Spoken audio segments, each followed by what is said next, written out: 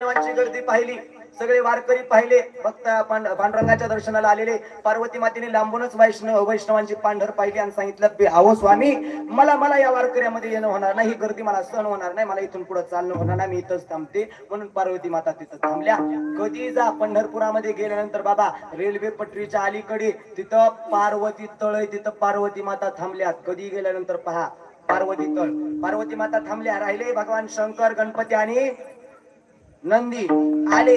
चंद्रभागेचं स्नान केलं, वरती येऊन भक्त पुंडलिकरायचं दर्शन घेतलं. तिथून पुढे मारुतीराचं मंदिर आहे, तिथं दर्शन घेतलं. आणि तिथं काय झालं, ते नंदीच्या शिंग इकडं तिकडं लागायची. सगळ्या वारकऱ्यांना त्रास व्हायचा. म्हणून नंदीला कळालं, नंदी म्हणे आपल्यामुळे दुसऱ्याला त्रास होतोय, माघार घेणं गरजेचं आहे. आपल्यामुळे जर दुसऱ्याला त्रास होत असेल तर कधी माघार घेणं 10 बऱ्या चांगलं. लक्ष ते म्हणे आता काहीतरी केलं पाहिजे. स्वामीला हाक मारी, शंकरा, भगवंता, माझ्यामुळे या वैष्णवाला त्रास होतोय, मला इथून पुढे चालणं होणार नाही. ते शंकर असणारी नंदी महाराज तिथं थांब. बाबा, माझा प्रश्न आहे सगळ्याला, पटपट बोला. नंदी कुठल्या देवाच्या पुढे? महादेवाच्या पुढं. कुठं जावा, ऑल इंडिया महाराष्ट्र कुठे बी जावा, नंदी कुठल्या देवाच्या पुढं? कोणाच्या? महादेवाच्या, शंकराच्या. सगळीकडे जावा, शंकराच्या पुढं नंदी. पण जगाच्या पाठीवर एकमेव ठिकाण ज्याचं नाव पंढरपूर. बाबा, कधी जाऊन बघा, पंढरपुरात मारुतीच्या पुढं नंदी. कुठं? या मारुतीच्या पुढे एकच ठिकाण पंढरपूर. कधी गेल्यानंतर बघा तिथे गेल्यानंतर का, तर मारुतीच्या पुढे नंदी महाराज थांबले. राहिले शंकर आणि गणपती, दोघ जण गेले. पुढे जाऊन सकल संतांचं दर्शन घेतलं, रांगेला उभा राहिले. लक्ष देऊन ऐका, रांगेनं दर्शन घ्या. आता प्रथा निघली बघा. मध्ये त्या सासवडला कीर्तन येताना आम्ही कुलदैवत खंडोबाचं दर्शन घ्यायला बाबा गेलो. तिथं पास काढा. देवासाठी आपल्याला वेळ काढणं होत नाही तर जगण्यात अर्थ नाही. त्याचं लक्ष आपल्या वाजता आपलं नसतं त्याच्यावरती. बाबा, देवाच्या दारात गेल्यानंतर कधी पैसे आणि 5 तिकीट देऊन दर्शन घेऊ नका. रांगेने दर्शन घ्या. त्याचं कारण सांगतो. जर तुम्ही रांगेने दर्शन घ्याल, जर पैसे देऊन दर्शन घ्याल तर देवाला कळेल तुम्ही किती श्रीमंत आहे. पैसे देऊन दर्शन घ्याल तर देवाला कळेल तुम्ही किती श्रीमंत आहे. आणि रांगेतून जाऊन दर्शन घ्याल तर तुम्हाला कळेल जगाचा मालक किती मोठा.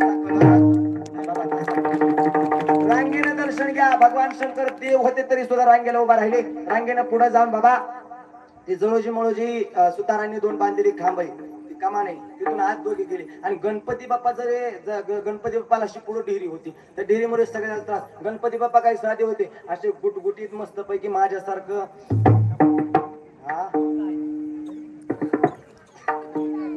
ते म्हणले, गणपती बाप्पा म्हणे माझ्यामुळे सगळ्या वारकऱ्यांना त्रास होतोय. इकडं तिकडं करताना सगळ्याला त्रास व्हायचा.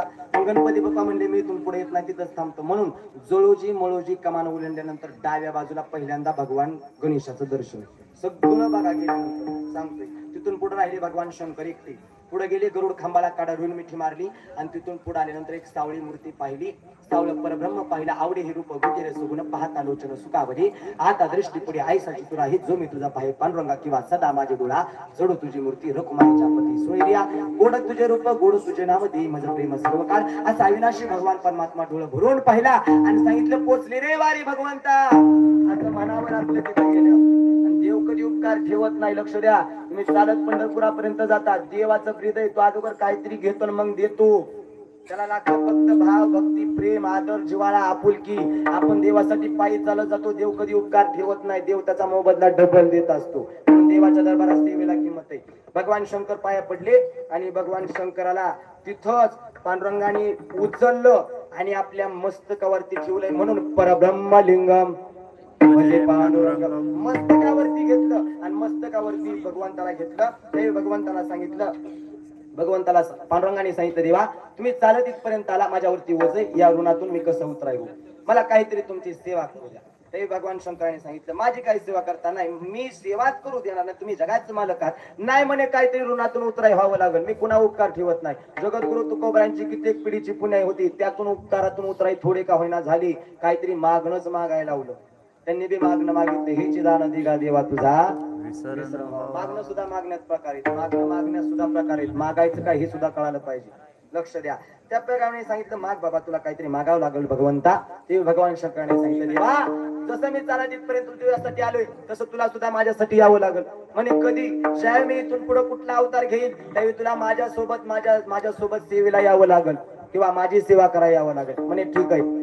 त्यानंतर त्याच भगवान शंकराने 18व्या शतकामध्ये सन 1892 सालामध्ये 3 ऑक्टोबर वार सोमवार तिथी द्वादशी